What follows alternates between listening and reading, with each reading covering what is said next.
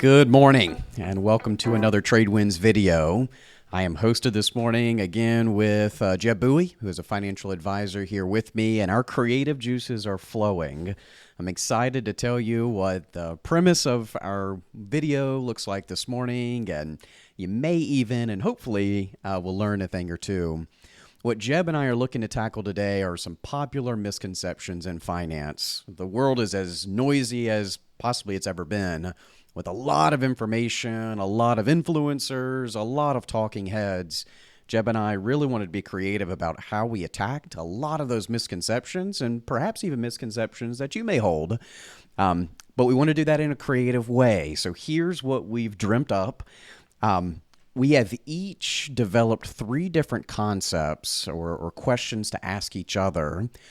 We have not prepared for each of the topics that I'm going to throw Jeb's way and Jeb's going to throw my way. The only hint that Jeb and I have are just a couple of sentences or words rather, just to give you a hint and to make sure that we weren't overlapping each other. So we are coming in this morning as cold as we can pretty much get, similar to in a client meeting. As you have questions for us, we have to work off the cuff many a times and be prepared for whatever can be thrown our way. We wanted to bring that same energy or the same dynamic here this morning. How you feeling? I'm good. I think my questions are good. I'm very curious to hear kind of what you've got, and hopefully I've got answers. Good deal. We've picked what I believe to be a handful of not just misconceptions, but some really popularly stated, just like black and white, this is the way it is, here's the way you ought to think. Yeah. Of course, there are nuances when we're dealing with finance topics, financial planning topics, but I'm really excited to get your insight on a handful of things I have to throw your way and you mine. Let's go ahead and get started. Jeb, if you want to kick us off, we each have 3 different concepts or topics we're going to throw each other's way, and we'll go from here. Sweet. Tell me what you got. Let's do it. So Cool. The warning I gave you was tax sensitivity, and maybe I'll take a second to set this question up. Please. Yesterday was tax day. Yep. You see a TurboTax commercial, and it's max refund guaranteed. Everybody's always max guaranteed, and it's this competition on a yearly basis between you and the U.S. government to make sure you pay them the least amount possible. So here's my question to you. Why would I ever pay more in taxes in any given year than what I need to? Ooh, good question. I think to match your premise here for a second, taxes are one of these concepts that really rub us as humans and probably citizens in this country. We're founded on kind of anti-taxation or anti-big government. Really, I think there'd be a strong argument for that. Taxes have a way of just rubbing us the wrong way, right? We'd rather forego earning $2 if that meant we had to pay $1 in taxes. So it hits us a different way than maybe other costs or penalties or expenses do. I think if there's a strategic purpose behind what does it mean to pay taxes, thinking about someone's lifetime tax bill, not just that year's tax bill. So I think perhaps the misconception you're driving towards, or a popular one, is every year I need to pay the least amount of taxes possible. That's why I hire a CPA or a tax advisor. He's going to maximize, he or she is going to maximize my deductions, make sure I get every credit that's out there, and keep my tax bill as low as possible. Yep. There is some truth to that, of course. We love working with talented professionals who know their way around the tax code. But if we can strategically position someone where they're paying perhaps more in taxes now for a lifetime of benefit or of a lower tax bill, that makes an awful lot of sense to me. Yep. 2 examples really pop into my mind. One being a Roth conversion, right? That's a really popular one. The process of taking pre-tax money, intentionally removing the money from that account and placing it in your Roth IRA, so a tax-free account. You are, by default, paying more in taxes as a basis of that. But if we can do that strategically, perhaps in years where your income is lower, or perhaps you have very little income, maybe this is a pre-retirement period, or as you're winding down your higher earning years, could perhaps make a ton of sense. I'm also thinking of like gift bunching or donations to charity. Depending on the timeline and how large of a gift you give from year to year, you may run into a year where you're technically paying more in tax. And if you spread those gifts out instead of strategically overloading, let's say, every couple years or so. Yeah. So technically you would be paying more or strategically less, whatever side of the table you're sitting on. Absolutely. Was that what you were getting That's at? pretty much what I was getting at. You kind of nailed it. The only other piece that maybe I would mention is capital gains are another one where if you've got this investment portfolio and let's say you invested in a few different positions and you took, let's just say you put, for argument's sake, 1/3 into each of these three different positions, and you want it to be 1/3, and then you fast forward a couple of years and one's now worth 60% of the account and the other two are not worth that much. Well, now maybe you're not actually allocated the way that you meant to be allocated. So there's an opportunity or a thought process does it make sense to sell some of that and pay some tax? There's a big gain there. That's the reason that it's worth more than the other two positions, but to get yourself back to where you were trying to be in the first place. The answer isn't always yes there. But there are some times that we come across clients who are taking significantly more risk than they realize because they don't want to pay the tax by selling their investment, which will generate a capital gain. So maybe that would be the only other one of we want to be intentional about those capital gains, those Roth conversions, IRA distributions, but paying taxes is not always a bad thing, especially at known lower rates. Good point. Yeah, so the environment paired with strategy Exactly. at the end of the day could promote an environment where, hey, let's strategically pay more in tax to avoid an inevitable larger tax bill if we don't act. That's right. Very good. All right, let me throw this one your way. My hint to you was just the word dividends. Okay. I think you know where I'm going here. The premise is a lot of times, especially as I'm meeting with new investors or perhaps investors who have been playing this game an awful long time, dividends just seem to be a focal point of why I'm buying a particular investment. I could use the word yield here as well. What is the yield of that stock or that fund? And that being a critical part of you making that investment decision. I think that comes from a misunderstanding of what a dividend is in the first place and the impact that has on stock price or even fund price. How would you attack that? What do dividends really... How does it make up in your mind as you go make that decision, and what do investors get wrong? Yeah, I think probably just start with the simple concept, which is what is a dividend? I think investors think sometimes mistakenly the misconception is that a dividend's free money. So I buy a stock, maybe my stock is worth $100, and that stock or the company is telling me they'll send me $3 as a dividend. Great. That's a free $3 and I've still got my stock. So all else equal, why would I not buy the thing that gives me free money versus a company that doesn't give me free money? I want the free money more than I don't, right? The problem with that is if you think more critically and conceptually about how would that actually work and how does it manifest in markets, it's not what we see.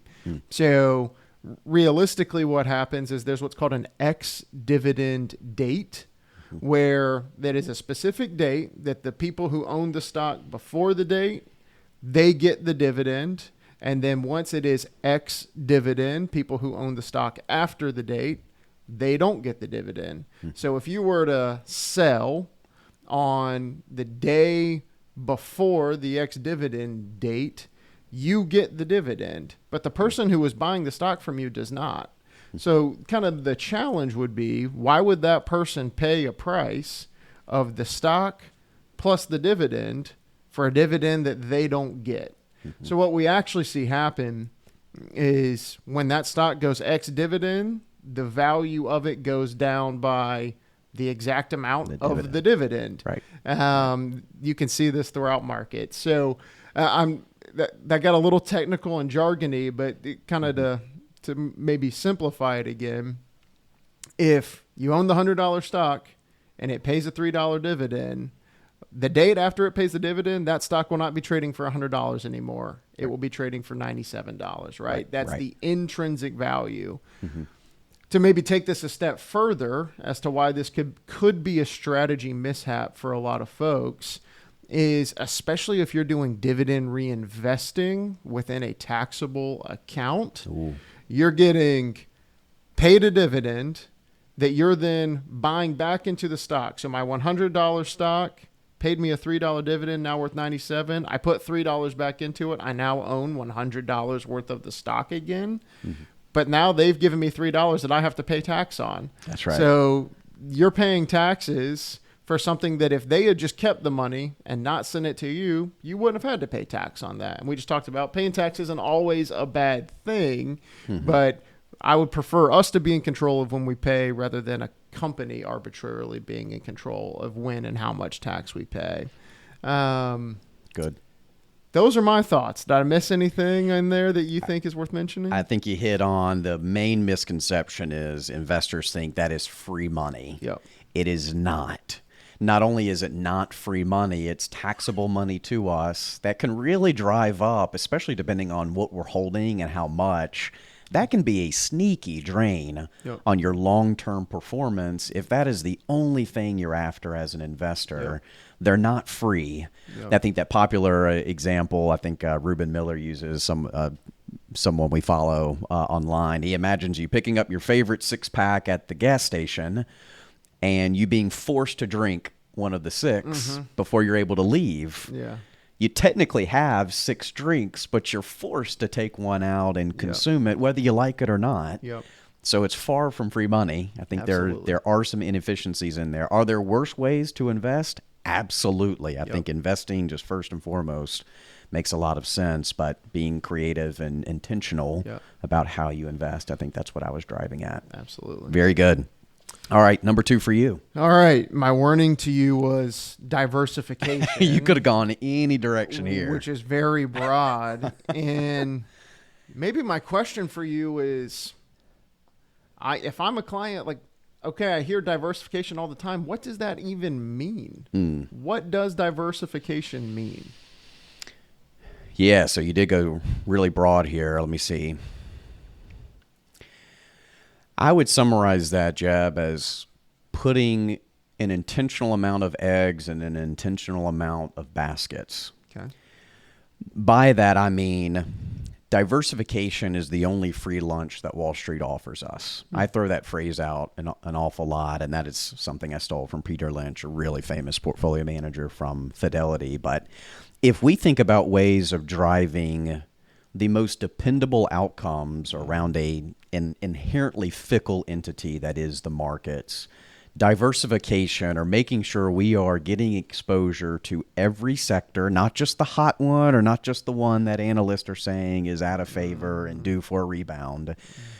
I think the empirical evidence would suggest the way that we carefully control outcomes and control expected return would be to own a little bit of everything. And if you deviate away from that, have a really, really good reason as to why you're doing that.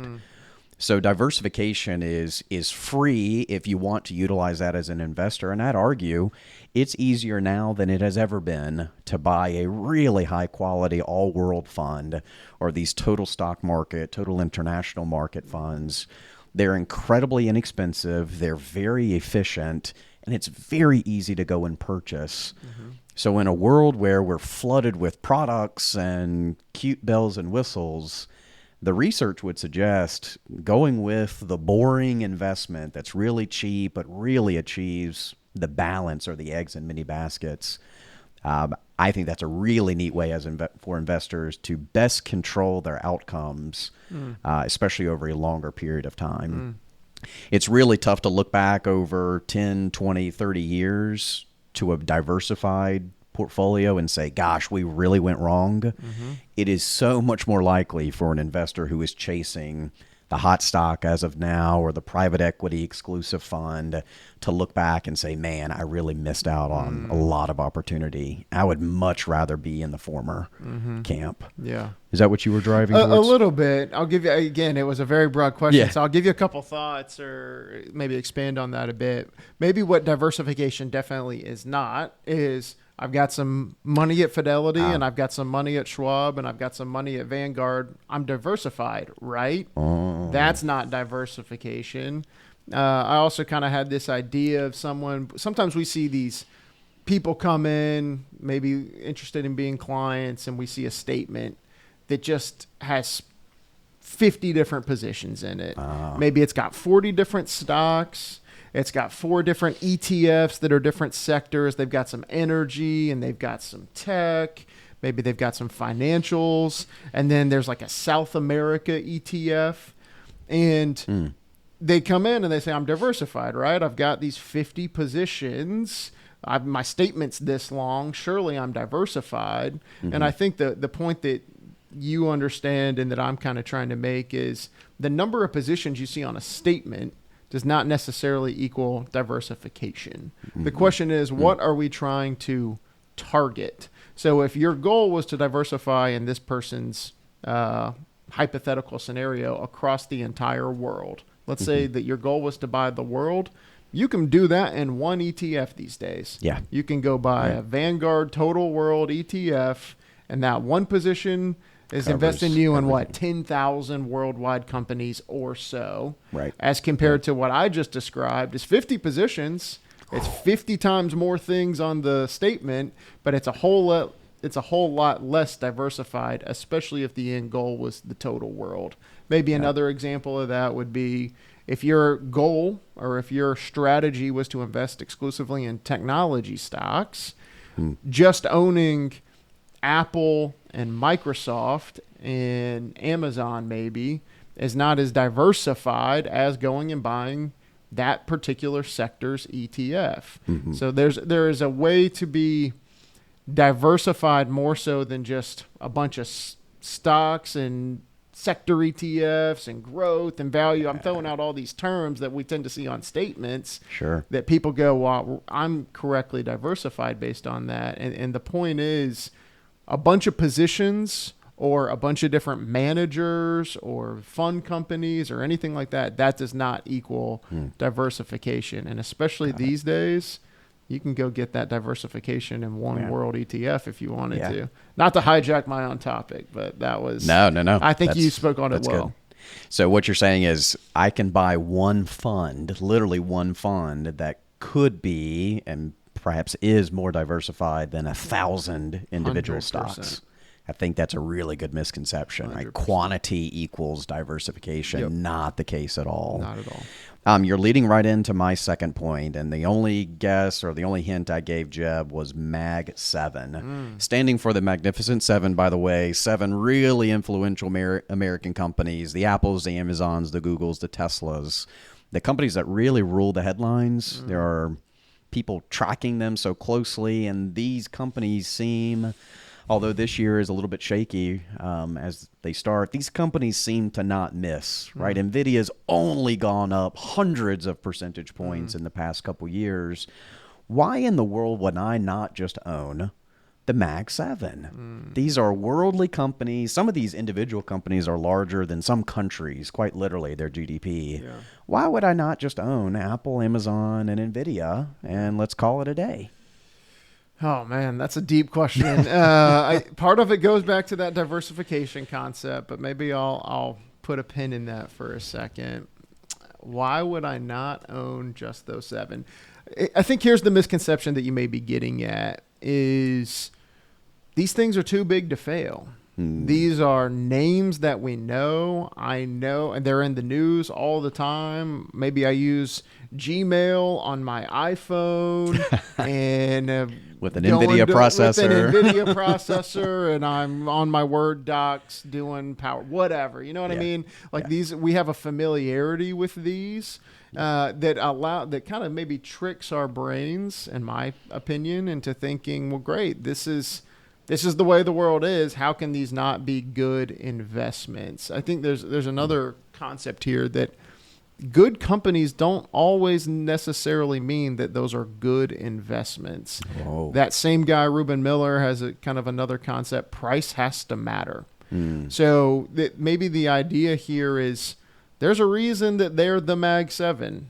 It's because their prices have went like this over a fairly short period of time that have turned them into that Magnificent 7. And yeah, you're right. We do use those products, and they are good companies. And you could probably argue that their prices reflect that. Kind of another maybe thing that comes to mind here is I'm scatterbrained a bit, is going back decades, there's been this phenomenon where you can look at the top 10 companies in U.S. markets at any given time, and it's a pretty high turnover list. Going back to the 80s, it was a lot of oil-type companies. Going back to the early 2000s during the dot-com rise and ultimate bubble and crash, it was the technology names of the day. IBM was up there. Cisco was up there. Those names aren't in there anymore. Maybe even further on that kind of note, there was a lot of Japanese companies that were seen as magnificent companies that are the leaders of tech, and forever and always they've got the competitive advantage. And now, not at all. These names have surpassed them. So I think the point is, maybe that I would hammer home, is if you were to only invest in the Mag 7, that would be a significant concentration. You're investing in tech pretty much exclusively. You're investing in the United States pretty much exclusively, growth companies, and you're also investing in companies that potentially are at the their price is likely a reflection of what we expect for kind of their dominant position. It is a reflection of how dominant they are.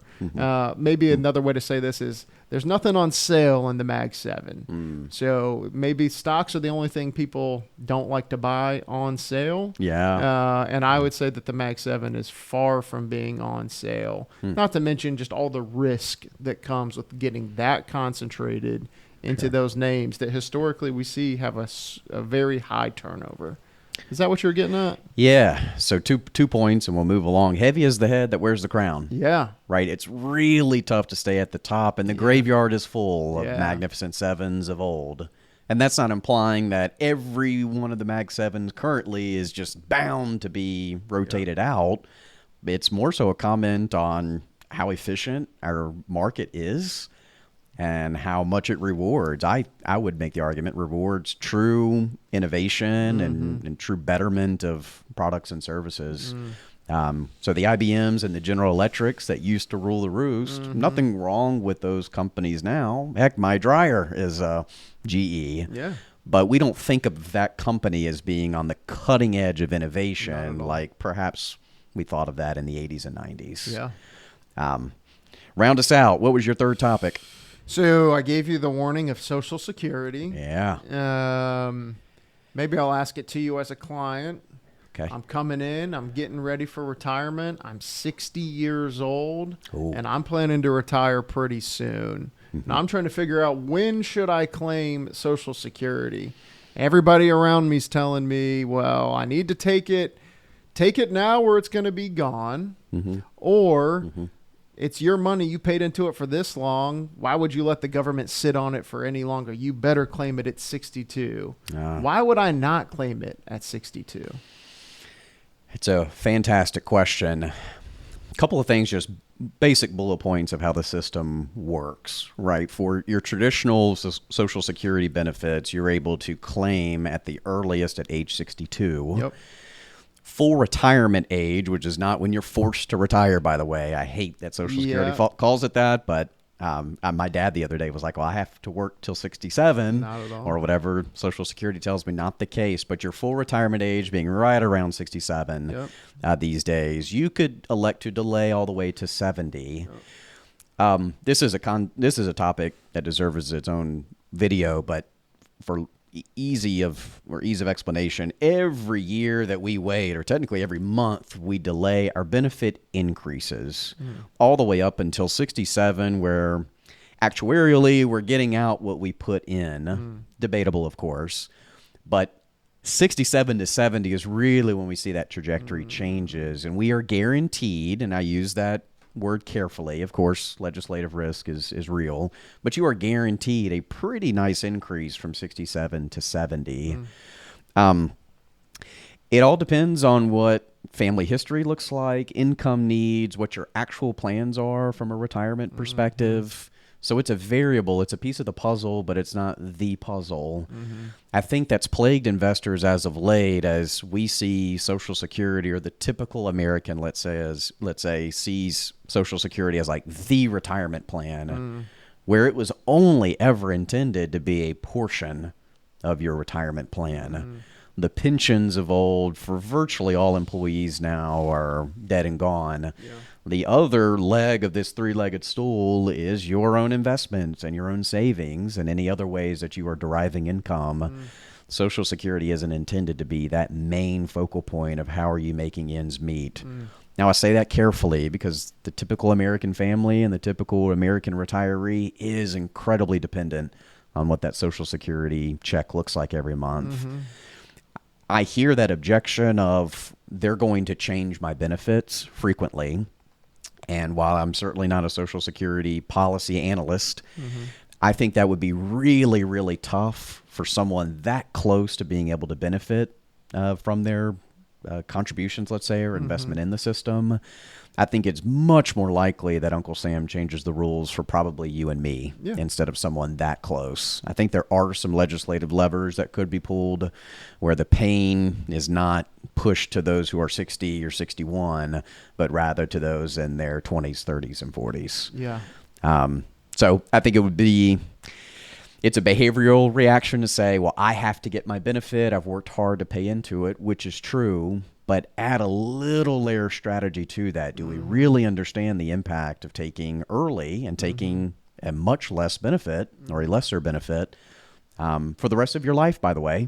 You don't get to rewind and say, actually, I'll claim later. Once you break that glass and pull that lever, she's pulled.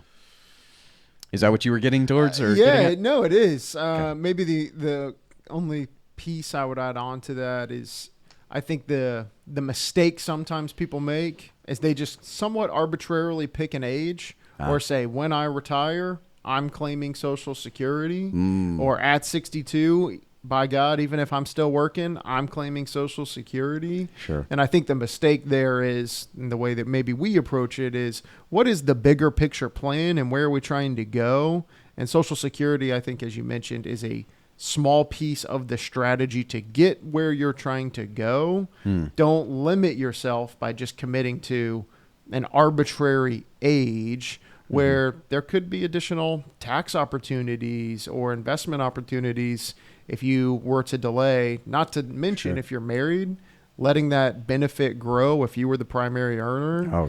That if you were to pass away, that's a pretty good insurance policy to leave behind to your spouse. Whereas if you claim a low benefit early and you lock that benefit in, what's going to be left behind to them will be a much lower income in those retirement years. So there's a lot more planning that should be done rather than I think they're going to take it, so I better just claim at 62 or 65, or the day I retire is the day I'm filing for Social Security. Yeah, and really the same rationale could be applied to really any pension program out there too. You tend to be rewarded the longer you defer up to certain limits. But just because you've retired, that should be a part of the plan. How are you paying the bills before you shoot that or pull that trigger, rather?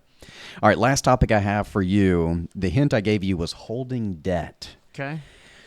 The premise I'm thinking of, I hear this somewhat frequently, is I need to hold some debt for efficiency or for tax purposes, or I need to build credit. And the way I do that is holding debt. Okay. I've heard even some CPAs advise clients to hold debt for the tax deductibility or potential deductibility for it.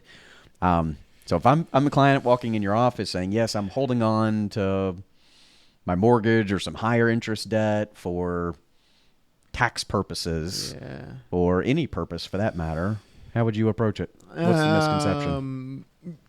Debt could probably take its own series of these, more so than just an episode, and definitely more so than just one question. There's a lot of ways I think you can go with debt. I think to kind of dispel at least one myth in there, kind of that concept of, well, you should definitely have a mortgage so that you can deduct the interest.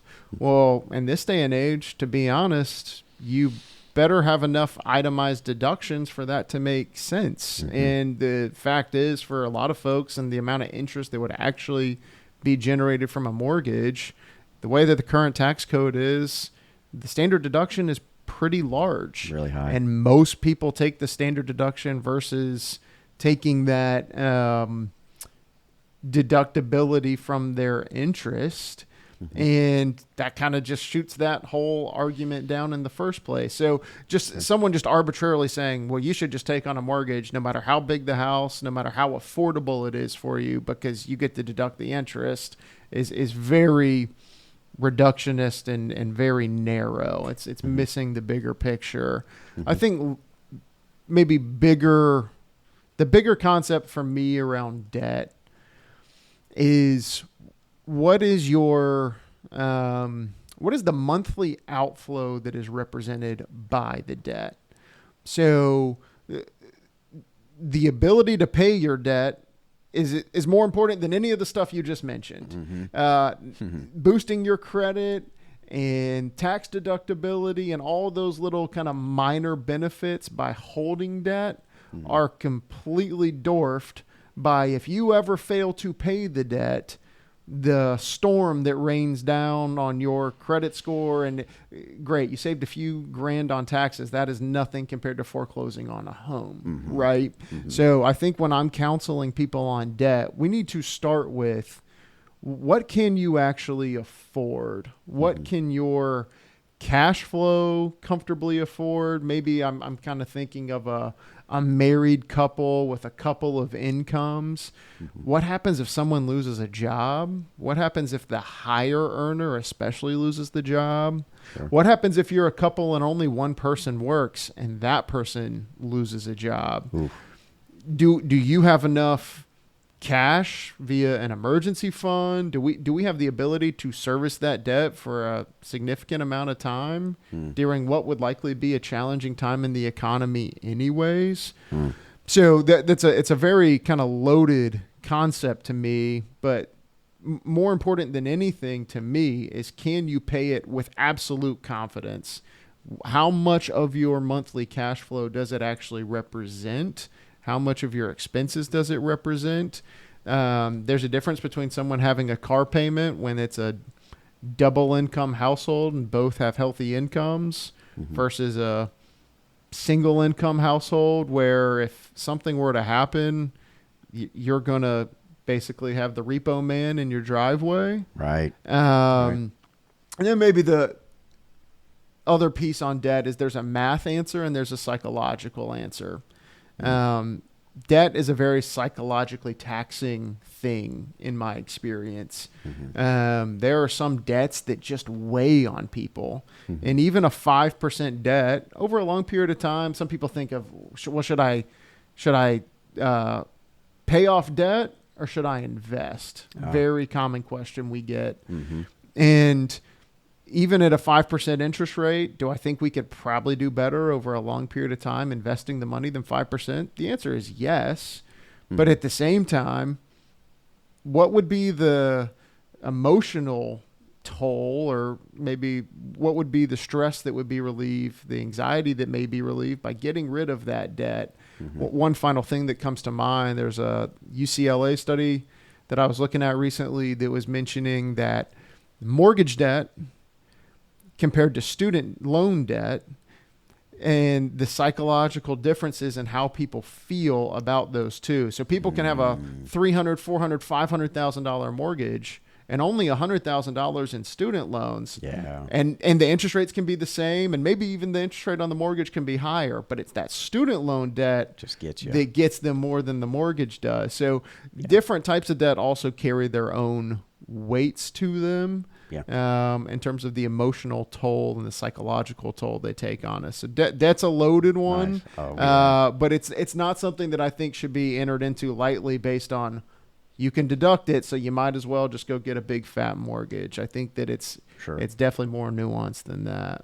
Good. That's effectively what I was getting at. Okay. Right. I think we just struggle with that in this country of Yeah. a lot of people swipe the card, we'll figure it out later, buy now, pay later type phenomenon. And that kernel of truth that there are efficient ways to manage debt and debt deductibility can be a real thing, but you don't want to trade a small piece of upside for, I like the quote, the big deal is dwarfing, right? The small advantage that you may get along the way. Absolutely. Thanks so much for your insights this morning, and thank you for watching. We tried to pick a handful of topics we thought would be pertinent to you guys and questions that we get all the time, questions I see in the media or debates going on in the media. So thanks for joining us this morning. Have a good day.